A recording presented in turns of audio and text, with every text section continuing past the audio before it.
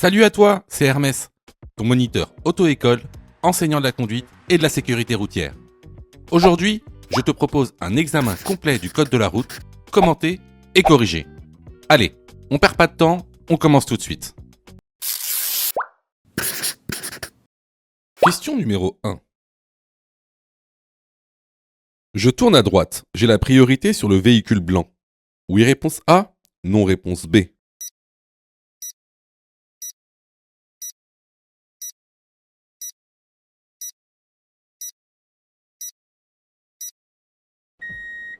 Alors ici, on a affaire à une intersection qui n'est pas gérée par une signalisation. Donc, lorsqu'une intersection n'est pas gérée par une signalisation, c'est la priorité à droite qui prime. Là, regardez la petite animation. Donc, nous, on est la voiture rouge. Donc, à notre gauche, la voiture blanche. Si vous vous mettez du point de vue de la voiture blanche, imaginez que vous conduisez la voiture blanche, vous nous voyez à droite. Donc, je laisse la priorité aux gens qui viennent de droite. Donc, dans ce cas-là, c'est à nous de passer avant la voiture blanche. La voiture blanche doit nous céder le passage. La bonne réponse ici est la réponse A. Question numéro 2. L'acuité visuelle binoculaire minimale requise pour la conduite est de 5 dixièmes. Oui, réponse A. Non, réponse B.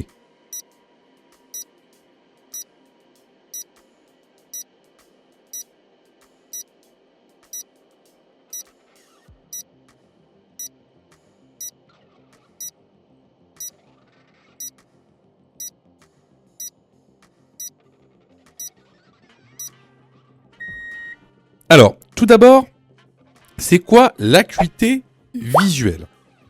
Donc, l'acuité visuelle, c'est la capacité à voir un objet à une certaine distance. Tu sais, c'est le test que tu passes chez l'ophtalmologue, où il te demande de lire des lettres de plus en plus petites.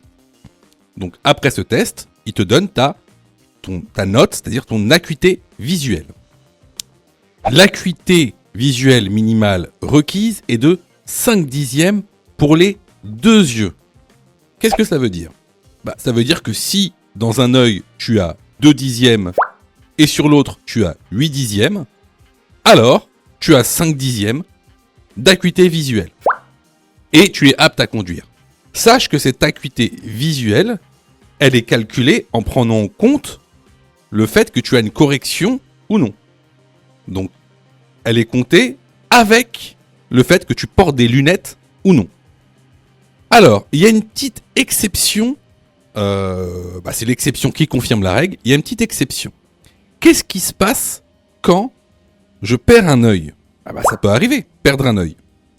Alors, si tu perds un œil, tu pourras avoir une dérogation au cas par cas si l'autre œil a au moins 5 dixièmes d'acuité visuelle. Par contre, si tu perds un œil et que l'autre œil, l'œil restant, a une acuité visuelle inférieure à 5 dixièmes, alors c'est ce qu'on appelle une incompatibilité. Tu ne pourras plus jamais conduire. Donc ici, la bonne réponse est la réponse A. Question numéro 3. La voiture bleue est bien garée. Oui, réponse A. Non, réponse B.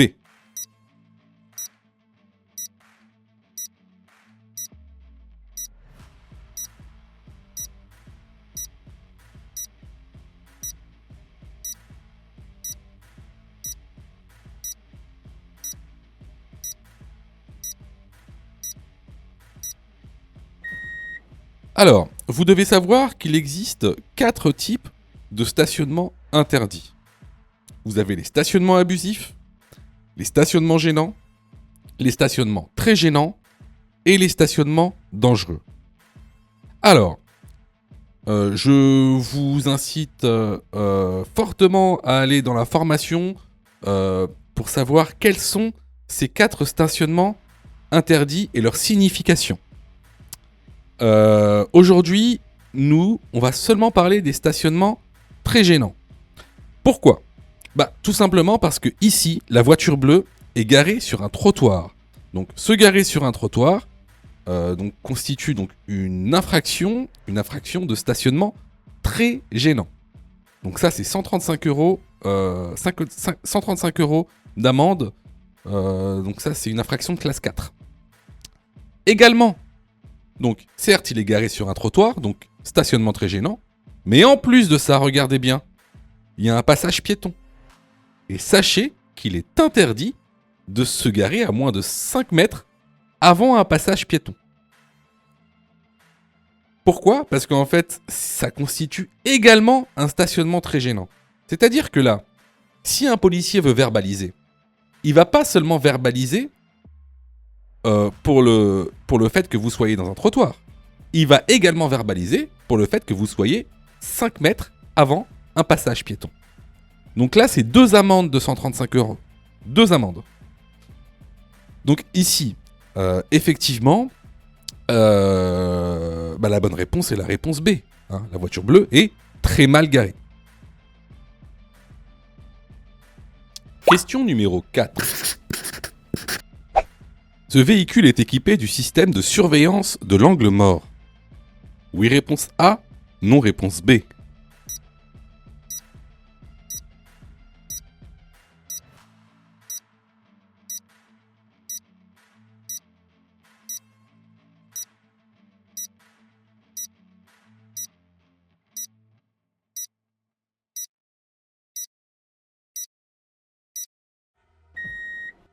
Alors, déjà, c'est quoi le système de surveillance de l'angle mort ?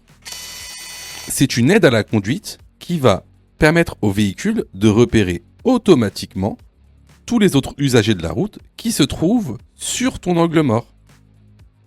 Quand il y aura un véhicule sur ton angle mort, il y aura un petit pictogramme qui s'allumera pour te prévenir. Ici, comme on voit sur la photo, sur le rétroviseur, il y a un petit pictogramme qui montre que ce véhicule est bien équipé de ce système. La bonne réponse ici est la réponse A. Question numéro 5. Ce camion transporte des matières. Réponse A, dangereuses. Réponse B, agricole.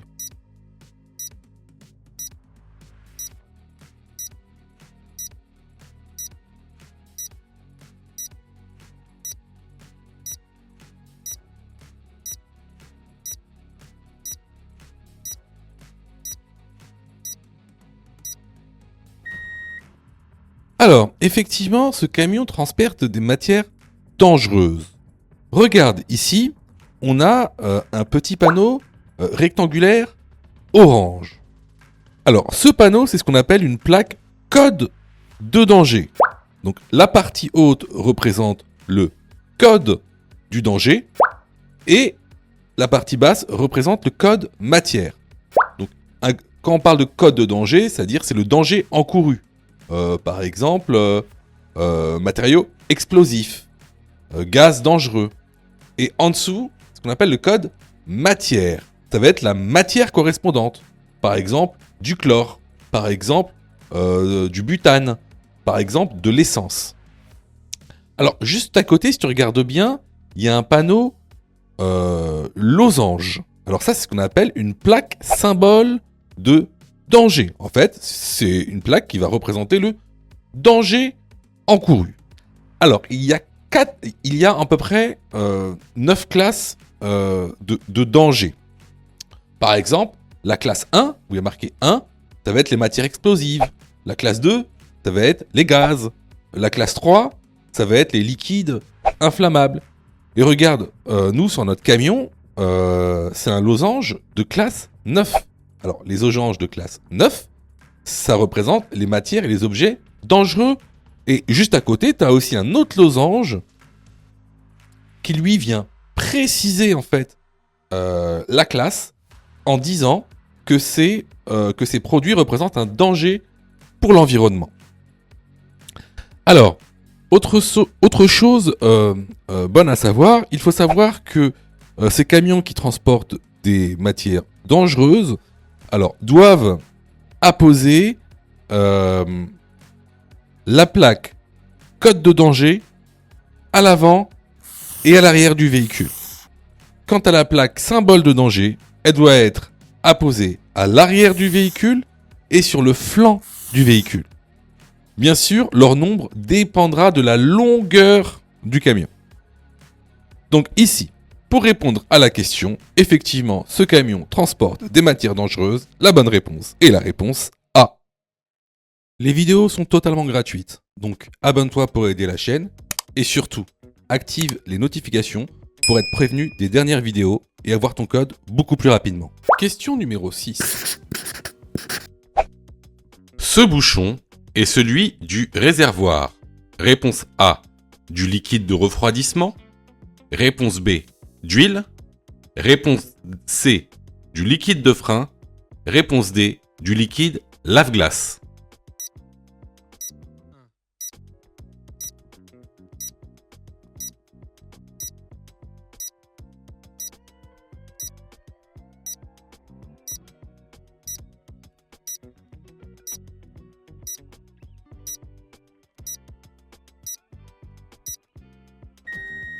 Alors ici, ce que vous voyez, c'est le bouchon du réservoir du liquide lave-glace.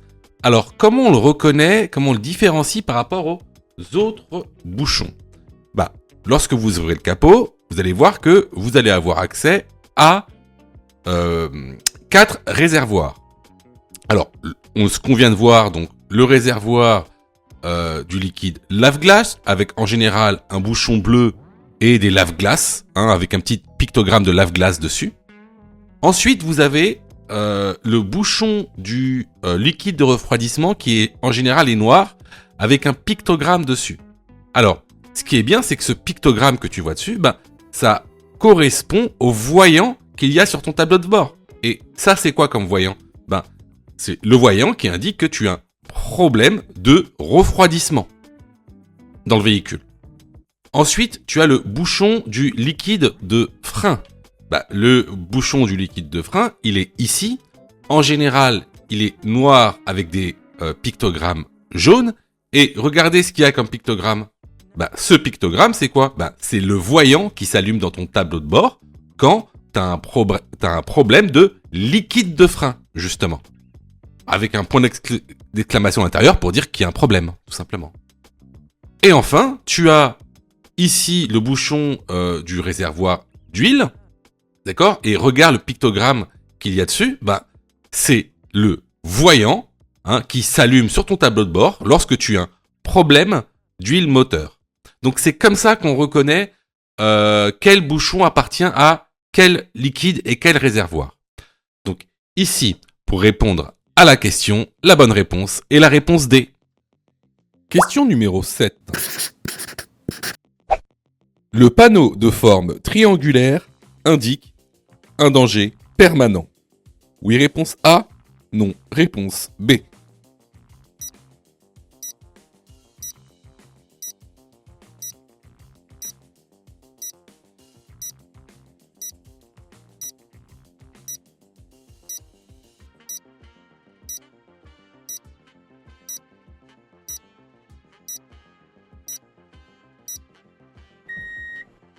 Alors, comme tu le vois ici, le panneau de danger qui annonce un Dodan ou Cassis est sur fond jaune.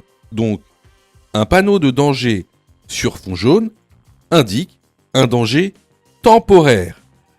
Si ça avait été un danger permanent, alors ce même panneau aurait été sur fond blanc. Donc, la bonne réponse ici est la réponse B. Question numéro 8. Je suis en période probatoire. Je dois équiper mon véhicule du disque A. Oui, réponse A. Non, réponse B.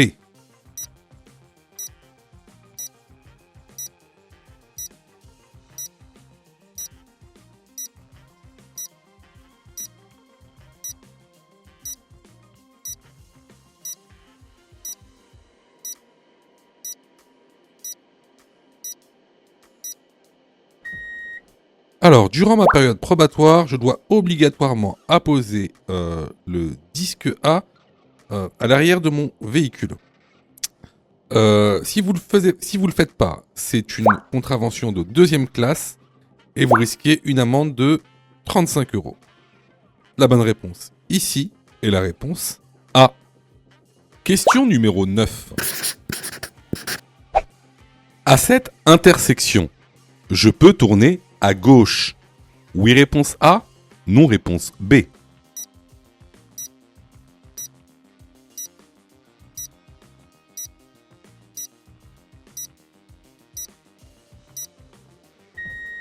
Alors, comme tu le vois ici, on se retrouve dans une intersection en croix. Tu remarqueras la signalisation. À gauche, on a un sens interdit. Tu remarqueras également qu'à droite, on a un piéton qui passe au passage piéton. Alors, si tu regardes cette animation, tu as en fait plusieurs possibilités. Bien sûr, il sera interdit de tourner à gauche. Tout simplement parce qu'il y a un panneau sens interdit qui t'empêche l'accès à la voie. Tu pourras alors soit aller tout droit, ou alors tourner à droite. Cependant, étant donné qu'il y a un piéton, tu devras d'abord lui céder le passage pour ensuite passer à ton tour. La bonne réponse ici est la réponse B. Question numéro 10. Je demande à mes passagers de se retourner avant d'ouvrir la porte. Oui, réponse A. Non, réponse B.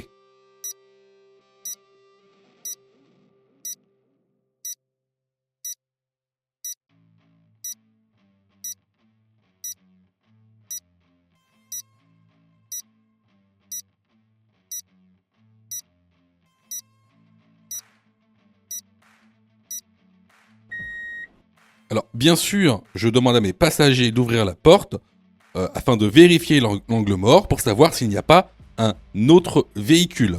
Et je leur demande exactement la même chose, côté trottoir également, savoir s'il n'y a pas un usager vulnérable. La bonne réponse ici est la réponse A. Question numéro 11. Ce véhicule est à l'arrêt. Il est en infraction. Oui, réponse A. Non, réponse B. Il encourt une amende. Oui, réponse C. Non, réponse D.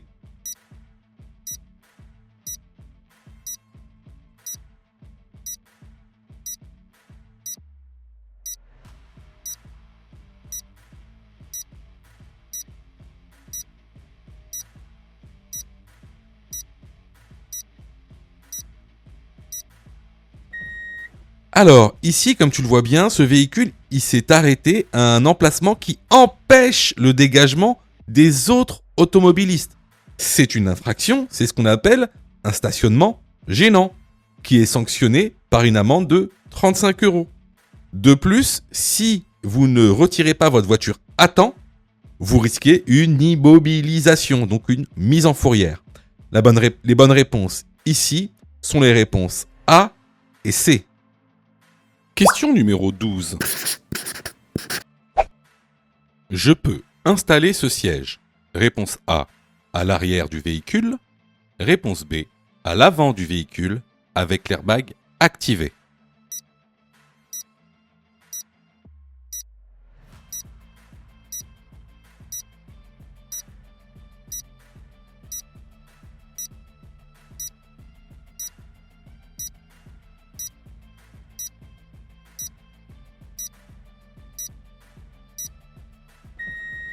Alors, il faut que tu saches qu'il y a une réglementation bien spécifique pour l'installation des sièges pour enfants.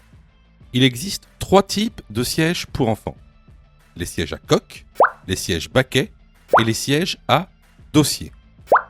Les sièges à coque, tu peux les placer à l'arrière du véhicule et à l'avant du véhicule, seulement si tu places le siège dos à la route et que tu désactives l'airbag passager. Tu peux placer le siège baquet seulement à l'arrière du véhicule, hors exception. Et tu peux placer le siège à dossier à l'arrière du véhicule, mais également à l'avant du véhicule sous 2 conditions. Que les places arrière soient toutes prises par des enfants de moins de 10 ans qu'il n'y ait pas de place arrière. Mais également, si tu mets le siège devant, il faut que tu actives l'airbag passager, cette fois-ci, contrairement au siège à coque.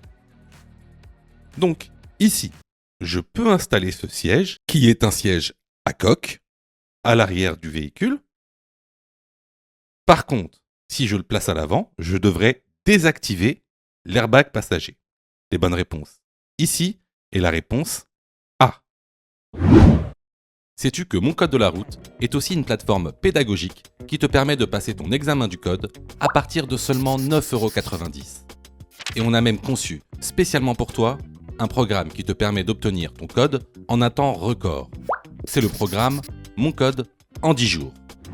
Avec un calendrier de révision personnalisé, un contenu pédagogique par thème conforme à la nouvelle réforme, des nombreux tests d'examen blanc issus de l'examen officiel, accessible sur smartphone, tablette et PC durant 1 an et en accès illimité.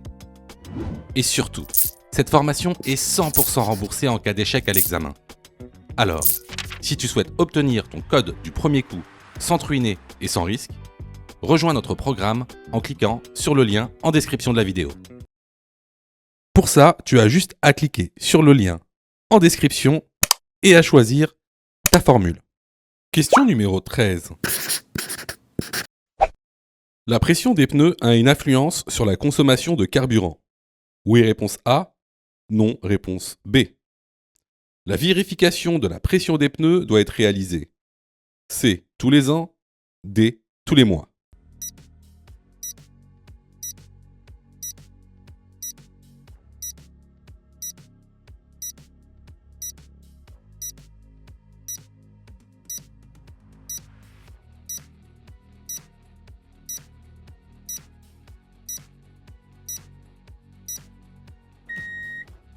Alors effectivement, un pneu sous-gonflé va augmenter de manière significative la consommation de carburant. La vérification de la pression des pneus doit être réalisée environ tous les mois. Les bonnes réponses ici sont les réponses A et D. Question numéro 14. Dans cette intersection, je peux réponse A tourner à droite, réponse B aller tout droit, réponse C tourner à gauche.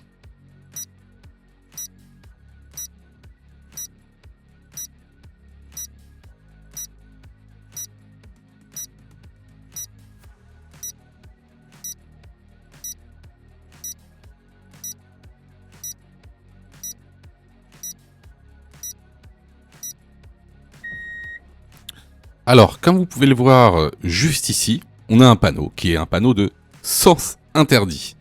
Donc, effectivement, ici, on ne pourra pas tourner à droite.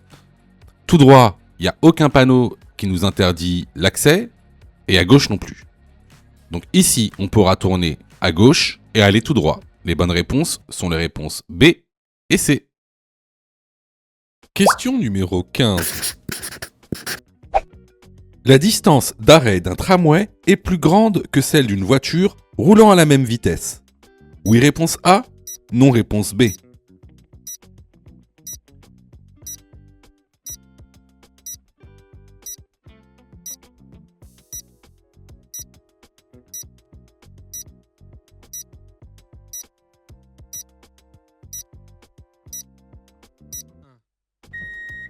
Alors, encore une fois, c'est du cours. Donc là, je vous montre le document que vous retrouverez dans la formation qui vous montre en fait les différences de distance d'arrêt entre une voiture et un camion, par exemple.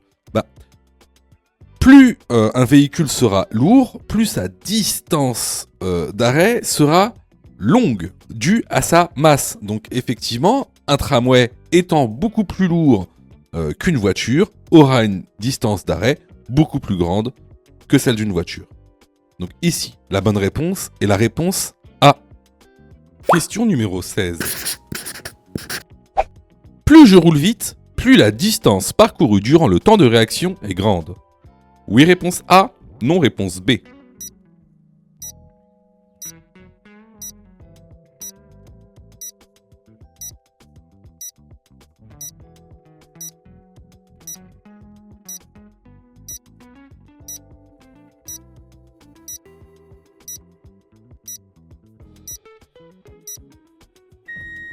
Alors ça, ce sont vraiment des questions récurrentes pour le nouveau code de la route, nouvelle réforme.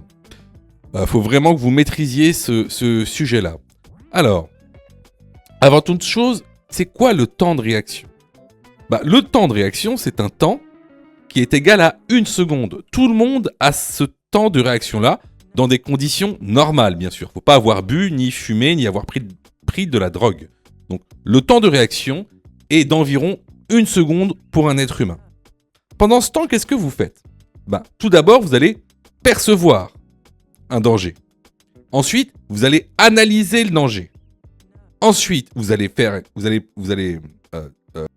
prendre une décision. Et enfin, vous allez agir suite à la prise de décision. C'est ce qu'on appelle le PADA. C'est un moyen mémotechnique pour s'en souvenir. Donc, P pour percevoir, A pour analyser, D pour décider, A pour agir. Alors, pendant ce temps de réaction qui dure 1 seconde, lui, votre véhicule, il continue d'avancer. Donc, effectivement, plus votre vitesse sera élevée, plus le temps parcouru pendant ce temps de réaction va être grande. Regardez ce document, par exemple, à 50 km/h, la distance parcourue pendant 1 seconde est de 15 mètres. À 80 km/h, la distance parcourue est de 24 mètres. Et à 130, elle est de 40 mètres. Donc ici, pour répondre à la question, plus je roule vite, plus la distance parcourue durant le temps de réaction est grande. La bonne réponse ici est la réponse A. Si tu aimes le contenu, alors prends quelques secondes pour liker la vidéo.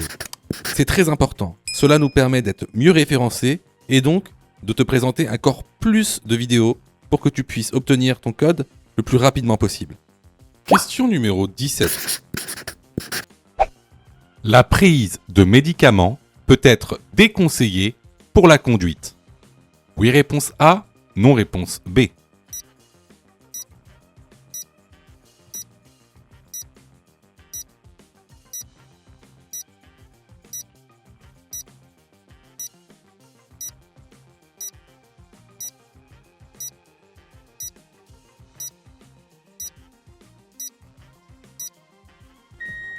Alors, en effet, certains médicaments vont avoir certains effets qui seront très préjudiciables pour la conduite, notamment des effets sédatifs, c'est-à-dire d'endormissement. C'est pourquoi, à l'arrière des boîtes de médicaments, vous avez des pictogrammes.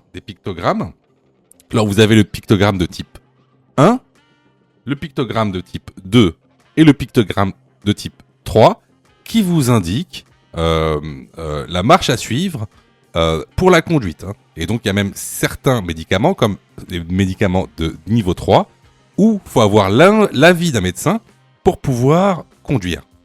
Donc, la bonne réponse ici est la réponse A. Question numéro 18. Je possède un véhicule électrique.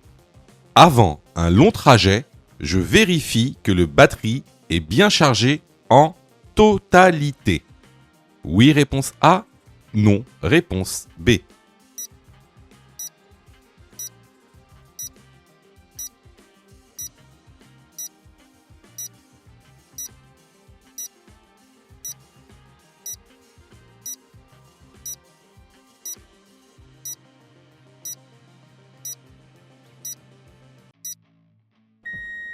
Alors, cette question, elle a l'air un peu idiote, un peu stupide. Pas du tout. Alors, déjà, premièrement, c'est une question qui est souvent posée à l'examen du code de la route. Il y a de grandes chances que cette question vous sera posée à l'examen. En plus de ça, pourquoi cette question ? Parce que, vous savez, imaginez que vous partez pour un long voyage avec votre famille, votre femme, vos enfants. Qu'est-ce qui va se passer si la batterie, elle n'est pas chargée ? Tout de suite, vous allez devenir anxieux. Vous allez vous dire, il faut vite que je recharge la batterie, il faut que je trouve un point de recharge, ma femme est énervée, les enfants font du bruit. Tout ça, ça va créer un environnement anxiogène, d'accord ? Et qu'est-ce que ça va provoquer ? Ça va provoquer que vous ne serez pas concentré sur l'activité de conduite. N'oubliez pas que quand vous prenez la voiture, vous devez être concentré sur votre conduite. Il ne faut pas que vous pensiez à autre chose que vous soyez dans un état anxiogène. Donc, avant de partir pour un long trajet, on prépare son trajet, on charge sa batterie complètement, et également, qu'est-ce qu'on fait ? Eh ben, on prévoit les points pour, les stations électriques qui seront sur le trajet. Donc, ici, avant un long trajet, je vérifie que la batterie est bien chargée. La bonne réponse est la réponse A. Question numéro 19. Je suis en agglomération éclairée. Je circule. Réponse A, en feu de route. Réponse B, en feu de croisement.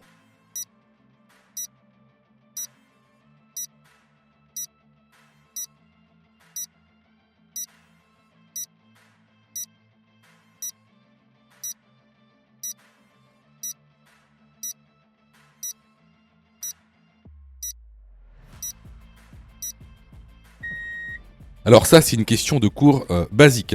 Donc ici, on est en agglomération éclairée. Donc, je peux circuler en feu de croisement et également en feu de position. Par contre, les feux de route sont strictement interdits. La bonne réponse ici est la réponse B. Question numéro 20. Je suis dans un état de fatigue prononcé. A. Je bois un café. B. Je me repose.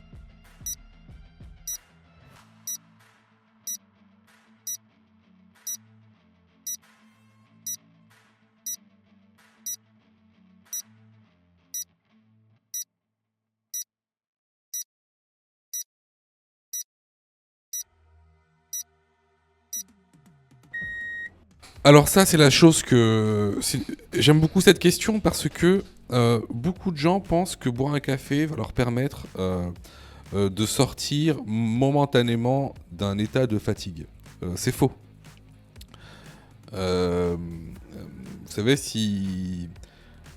le café ne vous fera rien. Si vous êtes fatigué, il faut vous reposer. Si vous avez faim, il faut manger. Et si vous êtes fatigué, il faut se reposer. C'est pas le café qui vous permettra de tenir. Donc ici, la bonne réponse est la réponse B. Question numéro 21. Dans cette situation, je peux m'engager. Oui, réponse A. Non, réponse B.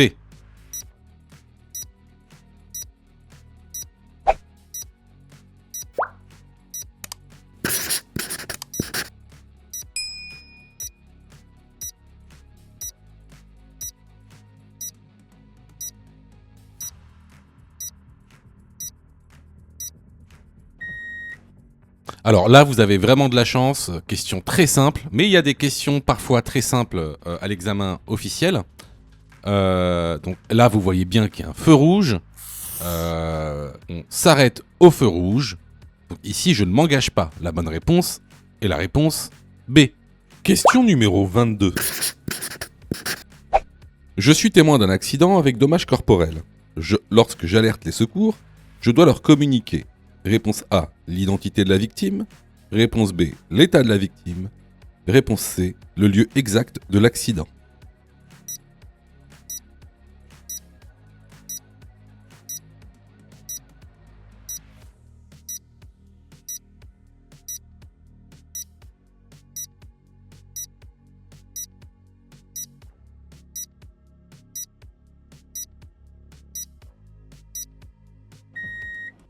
Alors, si vous êtes témoin d'un accident, donc avec dommages corporels, bien sûr, avant d'alerter les secours, il faut d'abord avoir un pré-diagnostic. Alors, on vous demande pas d'être un médecin, on vous demande pas de faire un diagnostic médical, mais en fait de donner les informations essentielles au secours.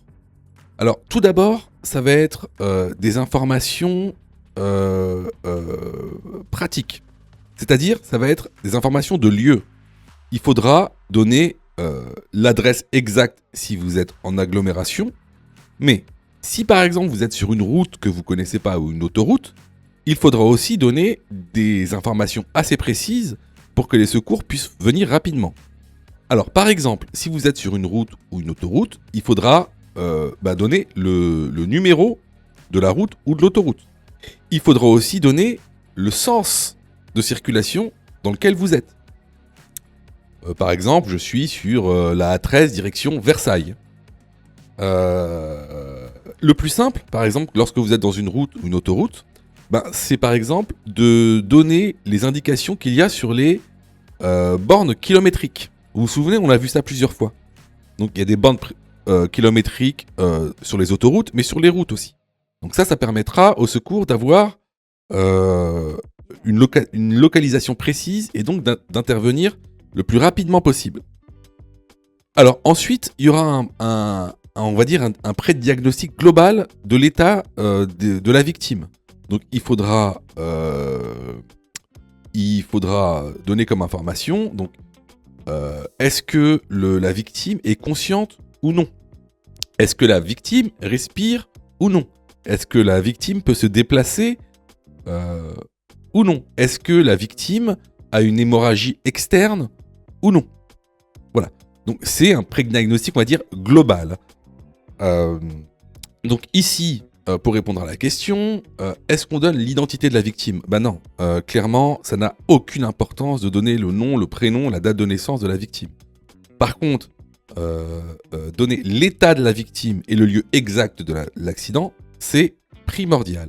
Donc ici, les bonnes réponses vont être les réponses B et C.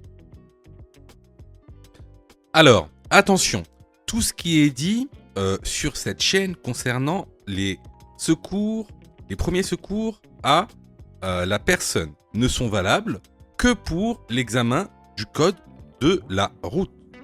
C'est de la théorie pure. Pourquoi je vous dis ça? Parce qu'en fait, dans la réalité, il y a plein de cas particuliers. Donc, si vous voulez savoir comment réellement secourir une personne, il faut passer votre brevet de secourisme. D'accord? Donc, ce qui est dit ici n'est valable que pour passer l'examen du code de la route, car c'est de la théorie. On ne fait que balayer les grandes lignes. Question numéro 23. Je suis en période probatoire. La vitesse maximale autorisée est de... Réponse A, 130 km/h. Réponse B, 110 km/h.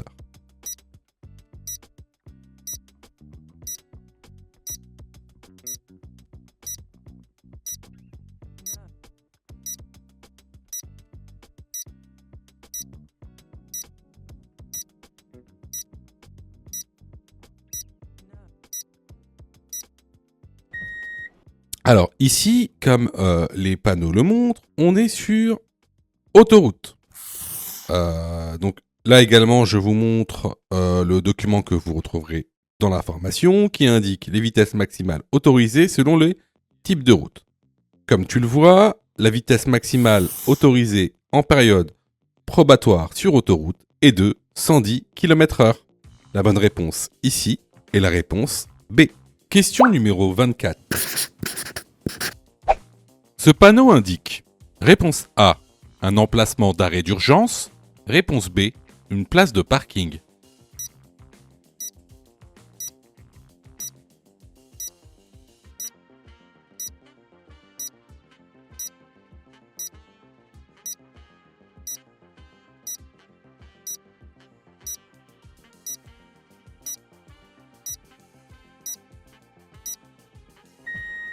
Ce panneau indique un emplacement d'arrêt d'urgence. La bonne réponse est la réponse A. Question numéro 25. Ces véhicules sont stationnés en... Réponse A, bataille. Réponse B, créneau.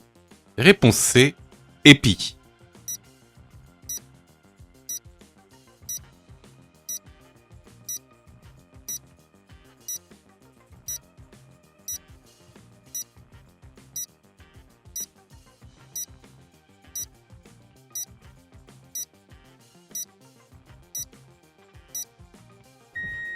Alors, comme tu le sais, il existe 3 types de stationnement. Les stationnements en épi, les stationnements en créneau, et enfin, les stationnements en bataille.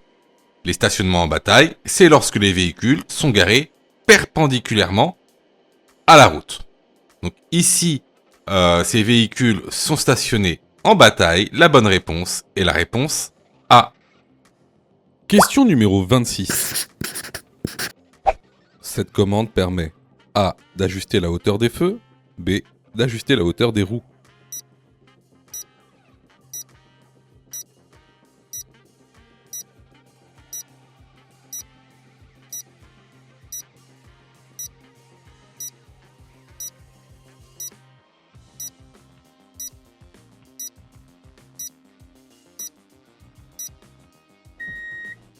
La bonne réponse est la réponse A.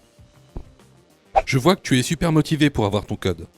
Alors, soutiens la chaîne en t'abonnant et surtout en activant les notifications afin d'être prévenu des dernières vidéos mises en ligne. Question numéro 27. Je risque de rencontrer des travaux. Oui, réponse A. Non, réponse B.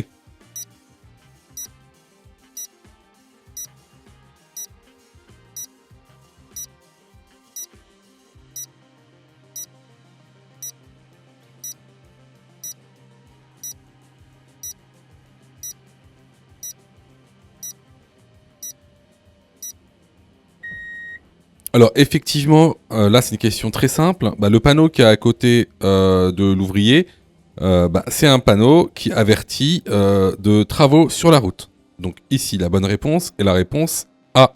Question numéro 28. Le port de la ceinture de sécurité est réponse A. Obligatoire. Réponse B. Conseillé.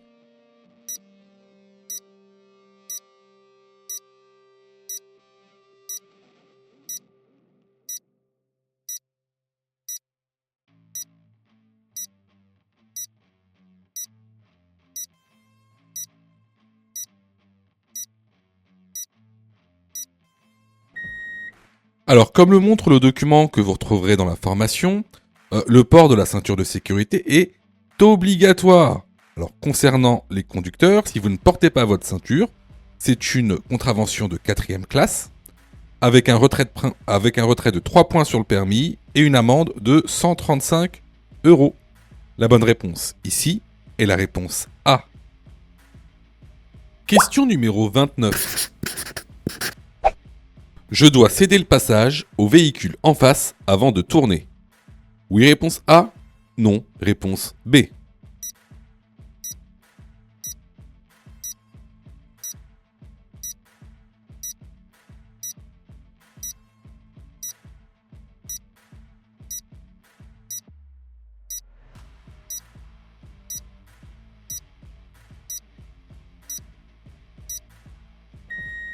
Alors, ici, vous voyez que vous avez le feu vert pour tourner à gauche. Vous avez la petite flèche gauche. Donc, si vous avez le feu vert pour tourner à gauche dans une intersection, ça veut dire qu'en face, eux, ils ont un feu rouge. Donc, vous ne laissez pas le véhicule d'en face tourner. De toute façon, vous n'allez pas le rencontrer. Hein. Donc, ici, la bonne réponse est la réponse B. Question numéro 30. J'approche d'un passage piéton. Je ralentis. Oui, réponse A. Non, réponse B.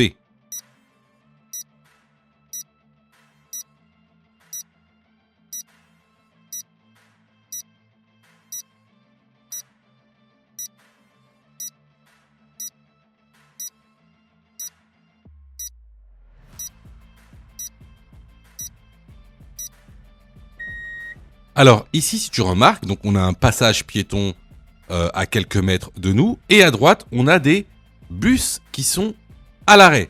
Donc qu'est-ce qui peut se passer ? Il peut se passer qu'il y ait des piétons que tu ne vois pas devant le bus qui s'apprêtent à traverser et qui auront donc la priorité.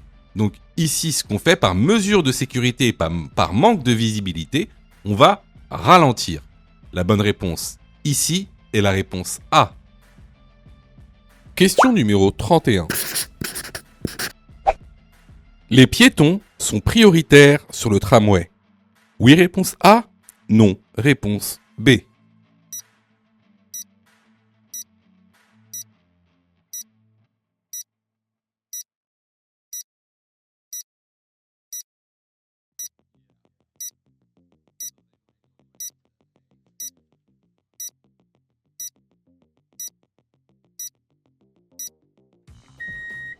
Alors, vous devez savoir que le tramway est toujours prioritaire sur tous les usagers de la route, piétons compris. C'est normal, la distance d'arrêt d'un tramway est très grande. Donc ici, la bonne réponse est la réponse B. Question numéro 32. Je programme mon GPS avant de conduire. Oui, réponse A. Non, réponse B.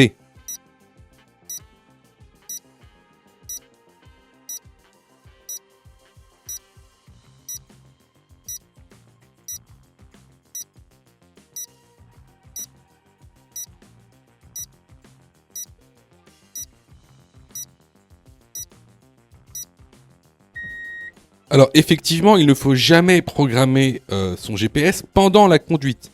On le programme avant de démarrer le véhicule, avant son trajet. La bonne réponse ici est la réponse A. Alors clairement ici, c'était une question basique, une notion de cours basique. Donc si tu as eu faux à cette question, je t'encourage vivement à aller te former sur notre plateforme de formation ou ailleurs. Alors, surtout, ne te dis pas « Ah ben, c'est pas grave, les examens blancs vont justement m'aider à apprendre le code. » Faux. Les examens blancs ne servent pas à apprendre le code.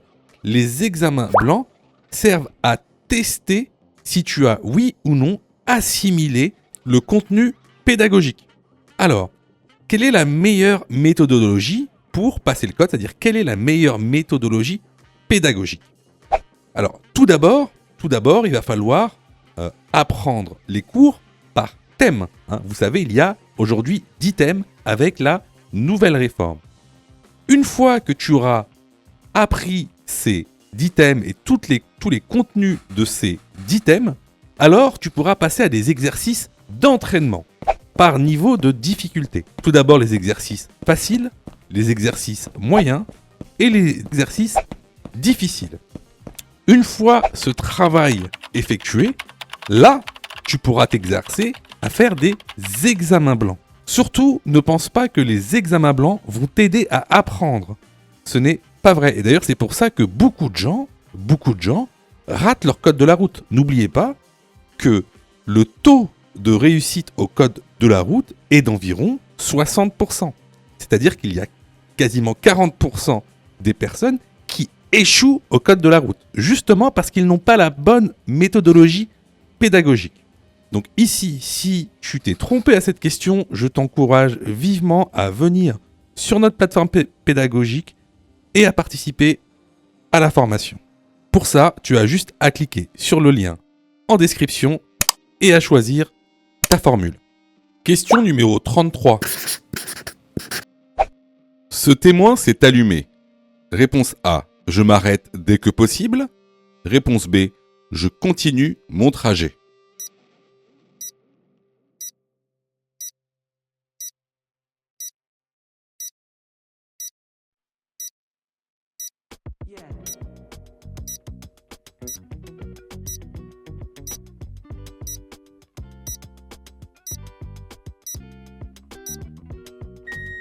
Alors, ce témoin indique donc une surchauffe du circuit de refroidissement.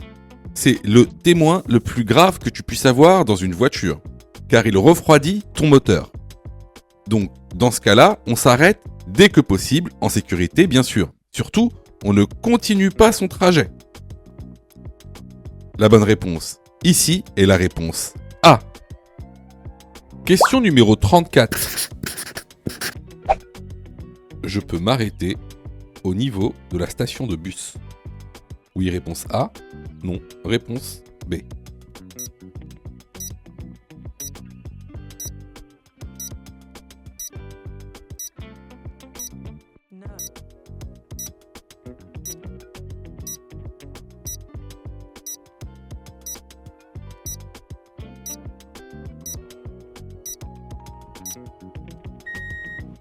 Alors, vous devez savoir que le stationnement et l'arrêt sont strictement interdit au niveau d'une station de bus. Donc la bonne réponse est la réponse B. Question numéro 35. Quels sont les moyens de déplacement non polluants? Réponse A, le vélo. Réponse B, la trottinette. Réponse C, la voiture.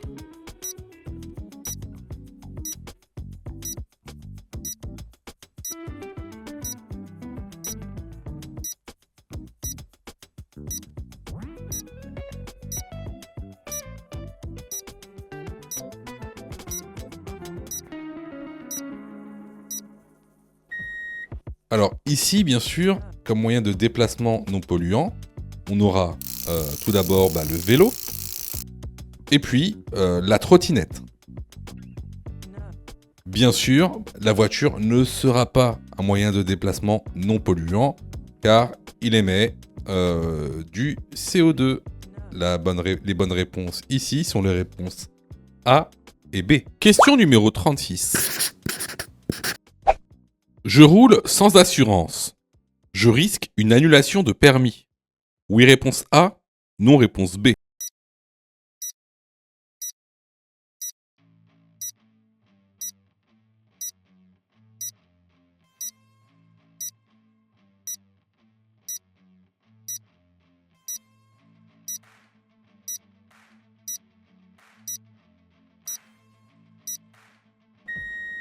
Alors effectivement, rouler sans assurance est très risqué. Alors vous risquez entre autres, certes, une annulation de permis, mais aussi une confiscation du véhicule, et la liste est longue. Donc ici, effectivement, je risque une annulation de permis. La bonne réponse est la réponse A. Question numéro 37. Le camion se rabat sur ma voie. Réponse A. J'accélère. Réponse B. Je ralentis. Réponse C. Je maintiens mon allure.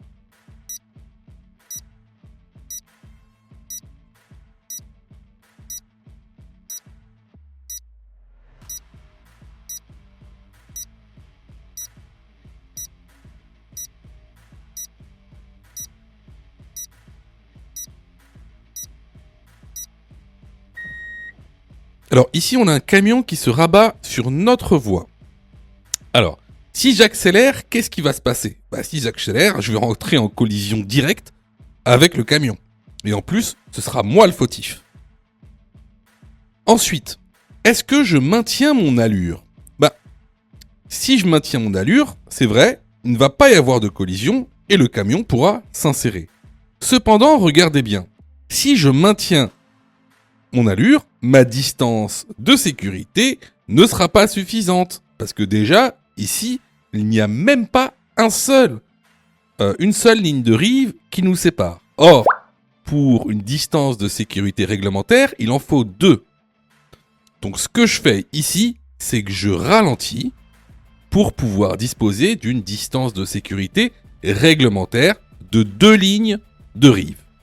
La bonne réponse ici est la réponse B. Question numéro 38. J'ai la priorité à la prochaine intersection. Oui, réponse A. Non, réponse B.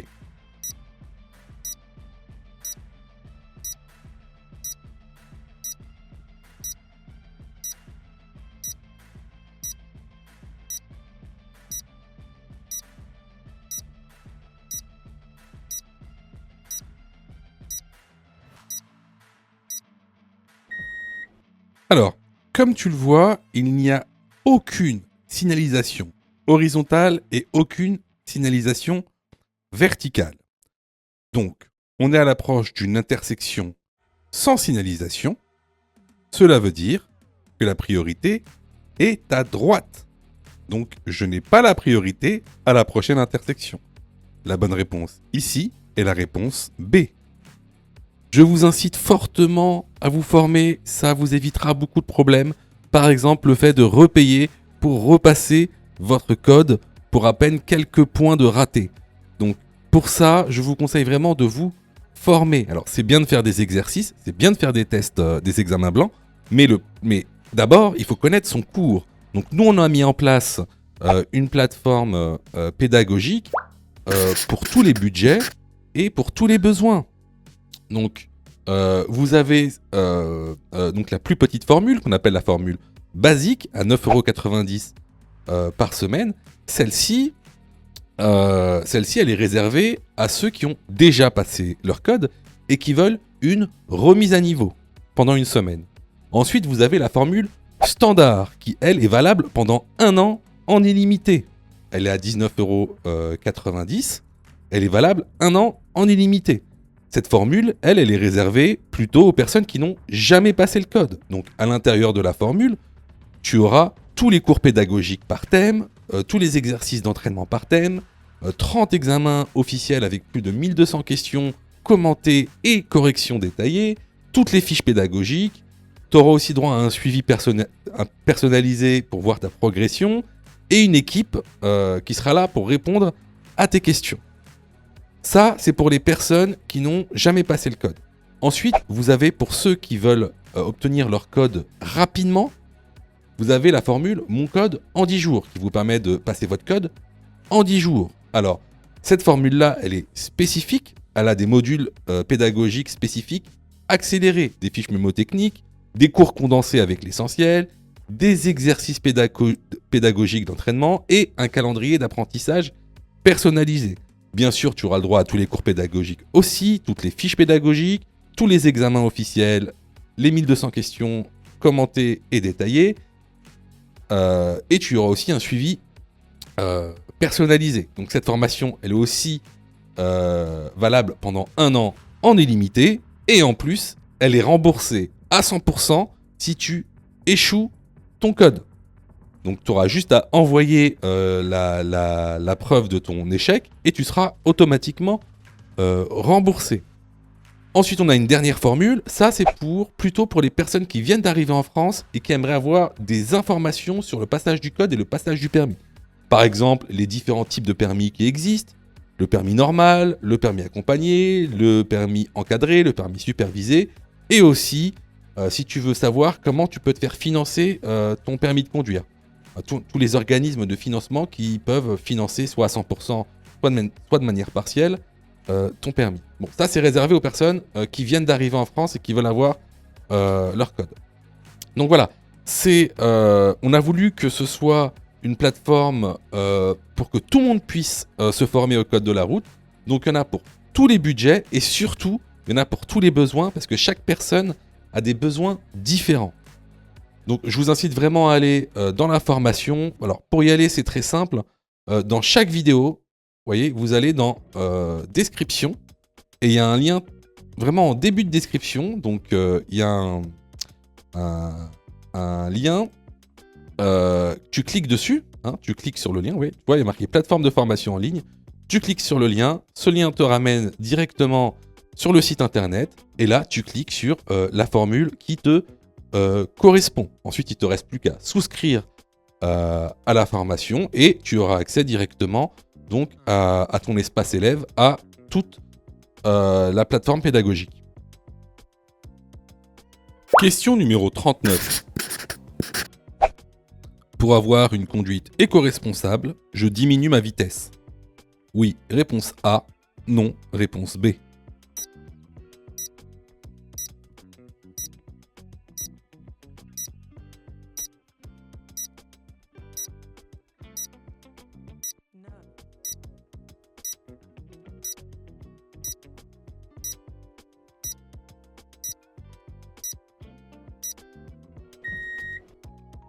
Alors, n'oubliez pas, hein, une conduite éco-responsable, c'est une conduite économique et écologique. Pour avoir une conduite éco-responsable, il est conseillé de rouler à 10 km en dessous de la vitesse maximale autorisée. Donc, pour avoir une conduite éco-responsable, je diminue ma vitesse. La bonne réponse est la réponse A. Question numéro 40.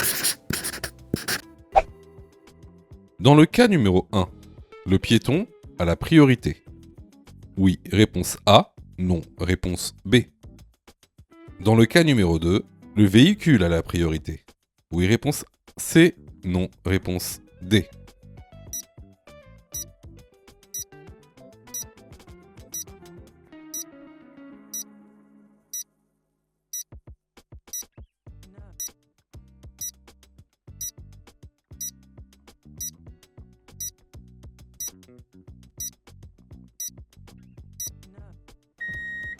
Alors là, on peut voir, dans le cas numéro 1, donc un passage piéton. Dans le cas numéro 2, il n'y a pas de passage piéton. En tout cas, dans les deux cas, le piéton regarde devant lui, donc il n'a pas connaissance de la voiture qui vient derrière lui, et il s'apprête à traverser. Alors, la règle est que, peu importe la situation, quand un piéton est sur une voie ou qu'il s'apprête à aller dans une voie, alors il est prioritaire. Le piéton est toujours prioritaire quoi qu'il arrive. Même sur une autoroute, un piéton sur une autoroute sera prioritaire. Donc, ici, dans le cas numéro 1, le piéton a la priorité. Oui.